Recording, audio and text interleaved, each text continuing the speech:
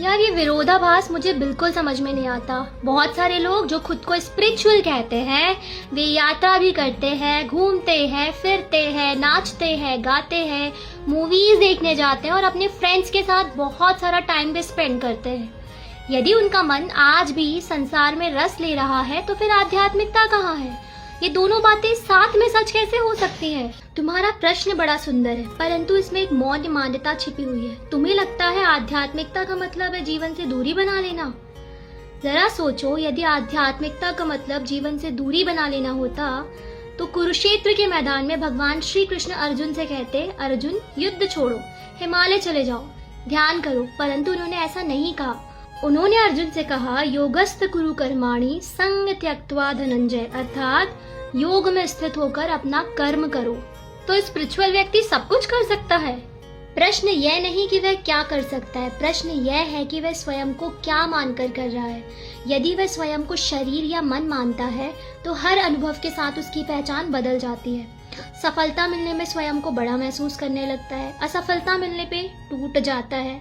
जब उसे सम्मान मिलता है तो उसका अहंकार बढ़ जाता है, अपमान मिलता है तो टूट जाता है। परंतु जिसने अपने आप को साक्षी रूप में जान लिया, उसके लिए अनुभव आते हैं, अपना कार्य करते हैं और चले जाते हैं। वह उन अनुभवों को जीता है, उनमें खोता नहीं है। तो फिर बाहर से दोनों एक जैसे क्यों दिखते हैं? क्योंकि गीता व्यवहार नहीं बदलती, गीता दृष्टि बदलती है। दो लोग फिल्म देख सकते हैं जिनमें से एक अपनी बेचैनी से भागने के लिए फिल्म देख रहा होता है और दूसरी सिर्फ देख रहा होता है। दो लोग धन कमाते हैं, एक अपनी पहचान बनाने के लिए और एक अपने कर्तव्य को निभाने के लिए कमाता है। दो लोग प्रेम कर सकते हैं, एक अधिकार चाहता है और एक समर्पण।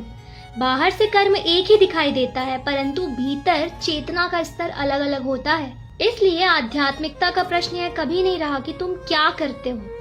आध्यात्मिकता का वास्तविक प्रश्न यह है कि तुम क्या होकर करते हो। जिस दिन यह भ्रम टूट जाता है कि मैं केवल शरीर हूँ या मैं केवल मन हूँ, उस दिन संसार नहीं बदलता बल्कि संसार को देखने वाला बदल जाता है। और जब दृष्टा बदल जाता है तो वही हंसी, वही परिवार, वही काम, वही फिल्म और वही दोस्त बंधन नहीं रह जाते, वे योग बन जाते हैं। और भगवत गीता में भगवान श्री कृष्ण ने भी यही समझाया है कि अपने कर्तव्य से भागो मत, सिर्फ अपने अज्ञान को दूर करो।